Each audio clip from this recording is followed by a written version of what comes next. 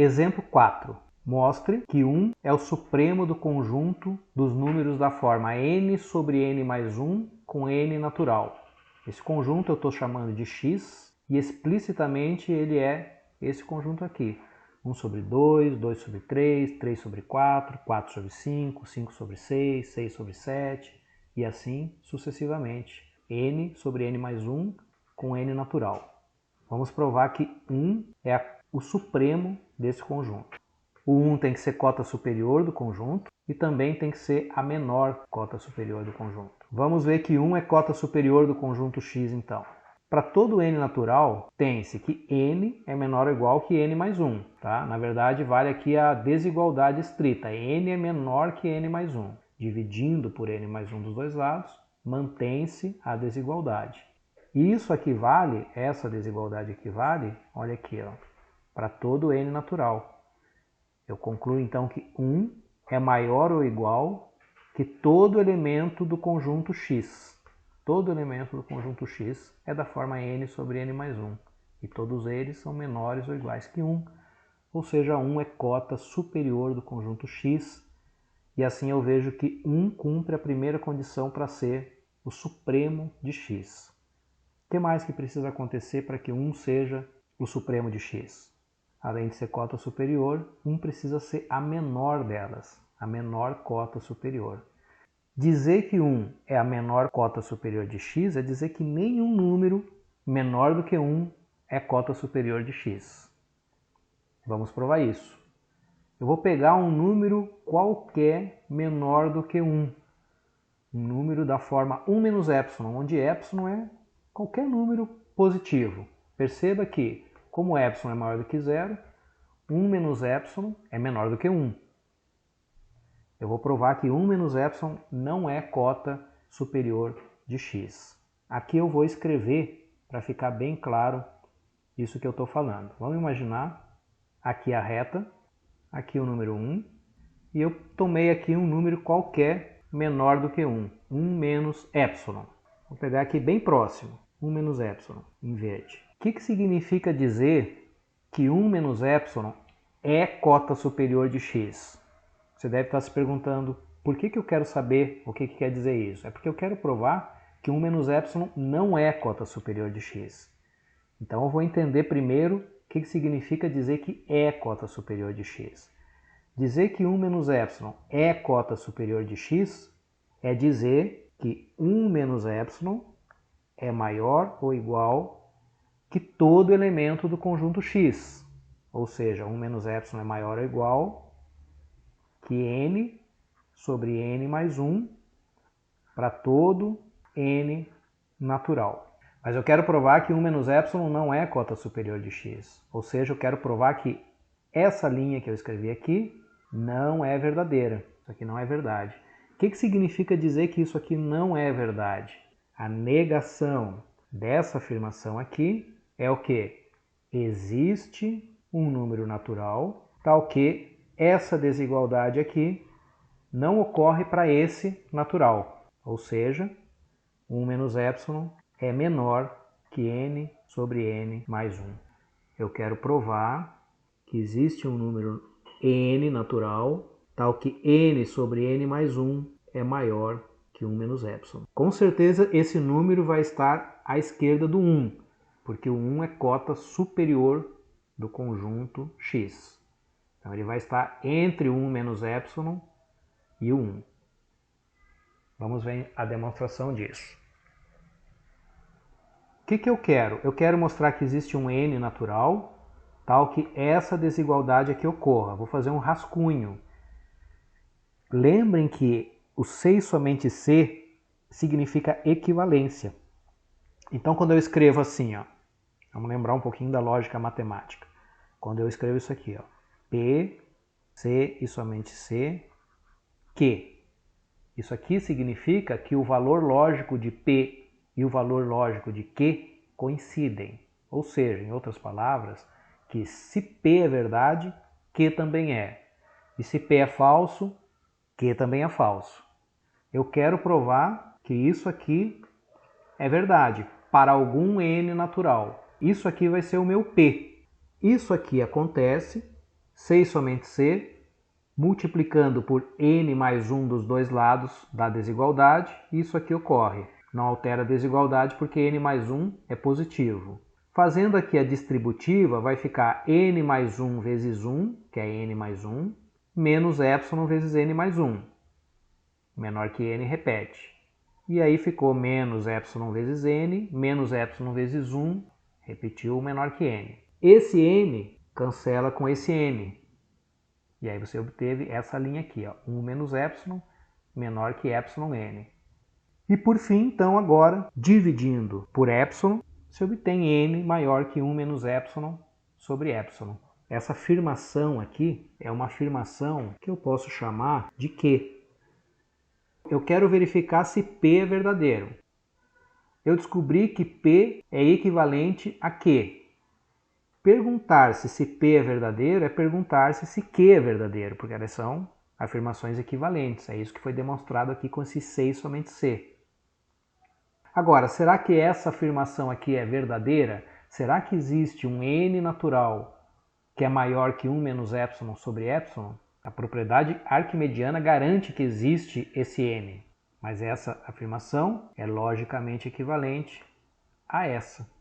E, portanto, essa aqui também é verdadeira. E essa é a que eu queria provar que é verdadeira. Existe um natural n que satisfaz essa desigualdade aqui. Então, de fato, 1 menos epsilon não é cota superior do conjunto X, porque ele é menor que algum elemento do conjunto X. Como epsilon é um número arbitrário positivo, então 1 menos epsilon é um número arbitrário menor do que 1. Então, qualquer número menor do que 1 é menor do que algum elemento de X. Ou seja, nenhum número menor do que 1 é cota superior do conjunto X. E como eu já tinha mostrado que 1 é cota superior, então, juntando as duas informações, eu concluo que 1 é a menor cota superior de X, ou, em outros termos, 1 é o supremo do conjunto X. Aqui foi colocado como rascunho isso aqui. Por quê? Porque aqui você tem duas maneiras de escrever esse resultado. Ou você escreve essa argumentação que eu usei aqui, que eu só falei, não escrevi, mas falei, resumindo que essas duas desigualdades aqui são equivalentes. Ou então você usa isso que foi feito aqui como um rascunho e aí vai olhando para a volta desse C e somente C. Por que para a volta? Porque veja o que você quer fazer. Você quer mostrar que existe um n natural tal que essa desigualdade ocorre. Essa desigualdade é exatamente essa aqui, ó. Você quer chegar aqui. Então você parte daqui, vai fazendo as contas que a gente fez aqui, só que de trás para frente, até chegar aqui. Por isso que isso aqui pode ser visto como um rascunho. Isso pode ser feito assim, passando a limpo o rascunho, seja epsilon maior do que zero. Pela propriedade arquimediana, ou seja, pelo fato do conjunto dos naturais não ser limitado superiormente, existe um número natural n que é maior que 1 menos epsilon sobre epsilon. Agora, como epsilon é maior do que zero, então, multiplicando por epsilon dos dois lados essa desigualdade, você mantém a desigualdade. E aí você vai fazendo essas contas aqui, que nada mais são do que as contas que foram feitas no rascunho, só que de baixo para cima. Você começa aqui e vai subindo até chegar nessa aqui, que é a que você quer. Aqui, ó. Então a gente concluiu que para epsilon arbitrário existe um n natural, tal que 1 menos epsilon é menor que n sobre n mais 1. Mas n sobre n mais 1 pertence a x, pela definição do conjunto x. Ou seja, para todo epsilon maior do que zero, existe um elemento no conjunto x que é maior que 1 menos epsilon. Por i e 2i, 1 é o supremo de x. O que seria i e 2i? I é que 1 é cota superior de x. Está aqui, ó. E 2i é que 1 é a menor cota superior de x. Nenhum número menor do que 1 é cota superior de x. Ou seja, 1 é o supremo do conjunto x. Vou deixar como exercício para vocês, seguindo a mesma estratégia que foi feita para provar esse último exemplo. mostrar que 3 é o ínfimo do conjunto dos números da forma 3n mais 2 sobre n com n natural. Veja que agora vocês vão trabalhar com ínfimo em vez de supremo, mas a ideia é a mesma. E aí tem um vídeo que vocês podem ver depois com um exemplo de cálculo de supremo e ínfimo. Agora eu vou provar esse resultado aqui. Se a e b são números reais e a menor do que b, então existe um r racional maior que a e menor que b. Representando isso graficamente, aqui eu tenho a reta, tenho dois números reais a e b, com a menor do que b, não importa a distância entre eles, podem estar bem próximos. Vai ter um número racional r entre o a e o b. É isso que está dizendo essa proposição, esse resultado. Tem um número r aqui. O a e o b podem estar muito próximos um do outro, não importa, mas vai ter sempre um número racional entre eles.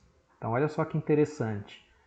Dados os dois números reais quaisquer, não importa a distância deles, eles podem estar muito próximos. Vai ter um racional entre eles. Vamos ver a demonstração disso. Eu vou tomar dois números reais, a e b, com a menor do que b. Vocês concordam que 1 sobre b menos a é um número real, certo? Como o conjunto dos números naturais é ilimitado superiormente, então existe um n natural, tal que n é maior que esse número 1 sobre b menos a. Esse passo você tem que memorizar. Ele não é intuitivo, não é intuitivo que você vai começar por aí. Mas começando por aqui você consegue provar esse resultado. Vou multiplicar por b menos a dos dois lados. Não vai alterar a desigualdade porque b menos a é positivo, já que a é menor do que b. Multiplicando por b menos a dos dois lados e já usando a distributiva, eu vou concluir que nb menos na é maior do que 1. E, portanto, nb é maior que na mais 1. Vou representar isso graficamente. Eu tenho a reta. Sempre que possível, tentem enxergar os resultados que a gente obtém. Eu tenho a reta e eu concluí que nb é maior que na mais 1. Então, se na mais 1 está aqui, por exemplo, é um número, certo? É um número na reta, é um número real. E o nb é maior, então está para a direita. Vamos dizer que está aqui, nb. Agora eu vou usar o seguinte resultado. O conjunto dos números inteiros é ilimitado, tanto inferiormente como superiormente. Portanto, eu concluo que vai existir um número inteiro, z, menor que na mais 1. Vamos dizer que ele está aqui. Ó. Existe um z aqui. E z mais 1 maior que na mais 1. Aonde que está esse z mais 1? Pode estar aqui, z mais 1, ou pode estar aqui, maior, à direita do nb, z mais 1. Não importa, não vai fazer diferença na demonstração. O que importa mesmo é que está à direita do na mais 1. Não vai importar se está à direita ou à esquerda do nb. Não importa. Então, para efeito aqui de representação gráfica do desenho, eu vou escrever ele à esquerda do nb. Eu usei o fato de que o conjunto dos números inteiros é ilimitado inferiormente e também superiormente, para concluir que existe um número inteiro à esquerda do na mais 1 e tal que o próximo número inteiro está à direita, ou é o próprio na mais 1. Mas para efeito de clareza aqui do desenho, vou fazer ele maior. Agora o que eu vou fazer é o seguinte, eu vou subtrair 1 dos dois lados. Por quê? Olha só onde eu quero chegar. Eu quero chegar aqui, ó. Agora a gente começa a pensar onde a gente quer chegar. Aqui não tem o A sozinho e o B sozinho. Eu quero fazer aparecer essas desigualdades aqui. Eu já tenho desigualdades aqui, ó. Aqui eu já tenho desigualdades. Aqui também eu tenho desigualdades. Então, estou no caminho. Aqui apareceu o A. Só que está na mais 1. Eu quero só A. Aqui apareceu o B. Só que está multiplicado com n. Eu quero só o b. Mas tudo bem. O que eu vou fazer? Passo a passo. Eu vou sumir com esse mais 1 aqui. Porque eu quero só o a. Então, o primeiro passo é sumir com esse mais 1. O que eu vou fazer? Somar menos 1 em todos os membros dessas duas desigualdades aqui. Z menos 1 é menor que NA mais 1 menos 1, que é NA, que é menor ou igual que Z mais 1 menos 1, que é Z. Agora o que eu vou fazer é usar essa desigualdade aqui. Ó. O Z não apareceu aqui? Eu já sei que o Z é menor que o NA mais 1. Então agora eu posso escrever, continuar aqui as desigualdades. Z é menor que NA mais 1. E agora eu vou usar essa desigualdade, que eu ainda não usei. NA mais 1 é menor que NB. Em particular, eu vou tomar NA, Z e NB. Vou aproveitar só isso das desigualdades acima. Vai ficar assim. NA é menor ou igual que Z, que é menor que NB. E agora o que eu vou fazer é comparar o que eu tenho com as desigualdades que eu quero. Olha aqui as desigualdades que eu quero. Aqui eu tenho isso aqui, ó, NA menor ou igual que Z, que é menor que NB. Vou dividir por N. Não vai alterar as desigualdades, porque o N é positivo, e aí eu chego nisso. Agora observe o seguinte, ó, eu vou fazer só um pequeno ajuste aqui. Aqui eu queria só desigualdade estrita, e aqui eu tenho um menor ou igual, A menor ou igual que Z sobre N. Está bem fácil de arrumar isso. Porque lembra que eu escolhi aqui colocar NA menor ou igual que Z? Na verdade aqui em cima, NA mais 1 menor ou igual que Z mais 1. Eu tinha escolhido aqui em cima botar NA mais 1 menor ou igual que Z mais 1, só porque eu levei em conta a possibilidade de que NA mais 1 seja um número inteiro. Então ele vai ser um desses dois inteiros aqui consecutivos, nesse caso. E aí eu escolhi botar o menor ou igual aqui. Mas eu poderia ter botado aqui, nessa primeira desigualdade, sem o menor problema, não mudaria nada. Eu vou fazer isso agora, tá? Então eu vou apagar aqui, só para o resultado ficar exatamente igual a esse aqui que a gente quer. Então eu vou apagar aqui, é um pequeno ajuste, isso aqui é comum acontecer esse tipo de coisa numa demonstração. Você faz um pequeno ajuste só para chegar exatamente naquilo que você quer, não tem nada de errado em fazer isso. Então aqui vai ser menor e aqui menor ou igual. E aí eu vou fazer o ajuste correspondente aqui embaixo. Aqui vai ficar menor ou igual e nessa outra desigualdade aqui vai ficar só menor. Então voltando para cá, arrumando. NA menor, ficou menor que Z. Aqui estava menor ou igual, né? Então eu vou tirar esse igual. Aqui vai ficar só menor aqui e menor aqui. Então, como Z é um número inteiro, e N é um número natural, então Z sobre N é um número racional. Esse aqui é o R. O Z sobre N é o R que eu estava buscando. Está feita a demonstração. Então, entre dois reais quaisquer, sempre vai existir um número racional. Esse resultado que eu vi agora com vocês, ele pode ser expresso assim, em palavras. Entre dois números reais quaisquer, existe um número racional. Ou ainda, pode ser expresso da seguinte forma: o conjunto dos números racionais é denso no conjunto dos números reais.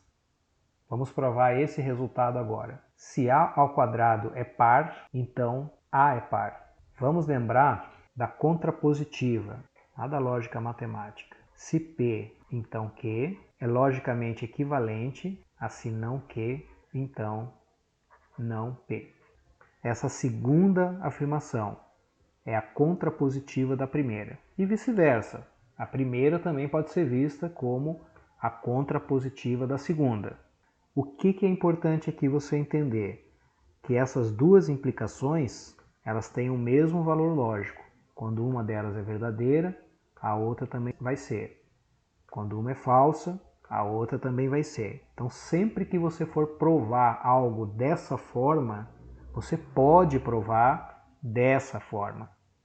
É o que vai ser feito aqui nesse caso. A ao quadrado é par, implica em A é par. Eu vou provar a contrapositiva dessa afirmação. Veja que P é A ao quadrado é par. E Q A é par. Se P, então Q. E eu vou provar se não Q, então não P. Ou seja, eu vou provar que se A não é par, então A ao quadrado não é par. Ou, em outras palavras, se A é ímpar, então A ao quadrado é ímpar. Se A é ímpar, esse é o não Q. Então, eu quero chegar em A ao quadrado é ímpar. Mas o que eu sei do fato de que A é ímpar? Existe um Z inteiro, tal que A é igual a 2Z mais 1. Todo número ímpar é dessa forma. 2Z mais 1 com Z inteiro. Então, continuando aqui na linha de baixo, A ao quadrado é igual a 2Z mais 1 ao quadrado, que é igual ao quadrado do primeiro, mais 2 vezes o primeiro pelo segundo, mais o quadrado do segundo. Então, A ao quadrado é igual, e aí eu vou colocar 2 em evidência. Agora, esse número aqui, que está entre parênteses, esse número é um número inteiro. Portanto, esse A ao quadrado é 2 vezes um número inteiro mais 1. Ou seja, A ao quadrado é ímpar. Perceba que isso que está aqui é não Q. E isso que está aqui é não P. Se não Q, então não P. Se A é ímpar, então A ao quadrado é ímpar. Ou, equivalentemente, a contrapositiva. Se A ao quadrado é par, então A é par, tá bom? Então aí está demonstrado isso, que vai ser útil agora para o próximo resultado. Não existe número racional x, tal que x ao quadrado é igual a 2. Então, x, que é mais ou menos raiz de 2, é um número que não é racional. Os números que não são racionais são chamados de irracionais e são representados dessa forma aqui. É possível demonstrar que existe um número x que ao quadrado é igual a 2. E aqui está a prova de que esse número não é racional. E então eu concluo que existem números que não são racionais e esses números são chamados de números irracionais. Vamos ver a demonstração desse fato. Essa demonstração é feita por absurdo. Suponha que exista um número x racional que ao quadrado seja igual a 2. Se ele é racional, era da forma A sobre B, com A e B inteiros, com o máximo divisor comum igual a 1. O que significa isso? Significa que essa divisão aqui, A sobre B, já foi simplificada ao máximo. A e B são primos entre si, não tem como simplificar mais A sobre B. Vamos lá, então x ao quadrado é 2, ou seja, A sobre B ao quadrado é 2. Ou A ao quadrado sobre B ao quadrado é 2. Então, multiplicando por B ao quadrado dos dois lados, eu obtenho isso. A ao quadrado igual a 2B quadrado. Mas como A ao quadrado é 2 vezes um número inteiro, então A ao quadrado é par. E pelo resultado que a gente acabou de ver aqui, que se A ao quadrado é par, então A é par, eu concluo que A é par. Mas sendo par, A é igual a 2m para algum m inteiro. Então eu vou reescrever A sobre B ao quadrado como 2m sobre B ao quadrado. Isso é igual a 2, está aqui em cima, é igual a 2. E aí vai ficar 4m ao quadrado sobre B ao quadrado igual a 2. E então, multiplicando por B ao quadrado, eu obtenho essa igualdade aqui. Agora eu divido por 2 dos dois lados da igualdade. E vou concluir que B ao quadrado é igual a 2m ao quadrado. Ou seja, B ao quadrado é par. Pelo resultado visto anteriormente, B é par. Então, eu concluí que A é par e que B também é par. Mas se os dois são números pares, então os dois são divisíveis por 2. Tanto A como B, porque os dois são pares. Então o máximo divisor comum deles não é o 1. Certo? Então eu chego nesse absurdo, essa contradição com a hipótese de que o máximo divisor comum de A e B é o 1. Essa contradição com a hipótese veio do fato de eu supor que exista um racional x, tal que x ao quadrado é 2. Conclusão, não existe tal racional. Ou seja, de fato, raiz quadrada de 2 e menos raiz quadrada de 2 não são números racionais, são números irracionais.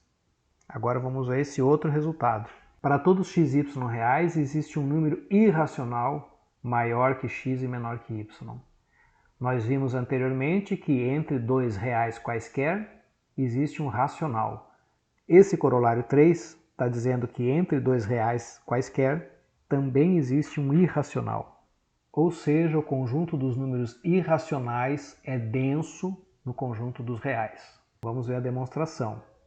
Por hipótese, x e y são reais e x é menor do que y.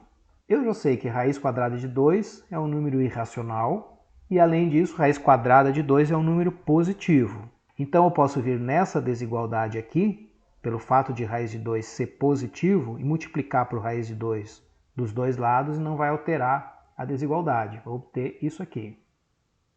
Pela densidade dos racionais, existe um racional entre raiz de 2 vezes x e raiz de 2 vezes y. Existe um R racional que cumpre isso aqui. Então, dividindo por raiz de 2 todos os membros, como raiz de 2 é maior do que zero, não vai alterar as desigualdades, eu obtenho isso aqui. Agora eu vou usar o fato de que raiz de 2 é irracional. R é racional. Raiz de 2 é irracional. Então, R dividido por raiz de 2 é irracional também. Aí eu concluí, então, que existe um número irracional entre o x e o y. Tá? E aí finaliza a demonstração. Deixa eu só fazer rapidamente para a gente finalizar essa aula, provar que como o R é um número racional e raiz de 2 é irracional, então R sobre raiz de 2 é irracional. Suponha, por absurdo, que R sobre S é racional. O que significa dizer que é racional? Significa dizer que existem M e N inteiros, tais que R sobre S é M sobre N. Aqui no caso N é diferente de zero, né? Porque eu estou dividindo por N. Daqui eu tiro que o S é igual a R vezes N sobre M. Só que o R é racional. Então eu posso reescrever o S assim, ó. Como P, N, Q e M são inteiros, então P vezes N é inteiro e Q vezes M é inteiro. E aqui eu tenho uma divisão de inteiros e, portanto, isso é um número racional. Contradição com a hipótese. Tudo bem? Então, essa contradição veio do fato de eu supor que R sobre S é racional. Conclusão, R sobre S não é racional, ou seja, R sobre S é irracional. Então, um racional dividido por um irracional é um número irracional. Então é isso, pessoal. Assim a gente finaliza a aula de hoje.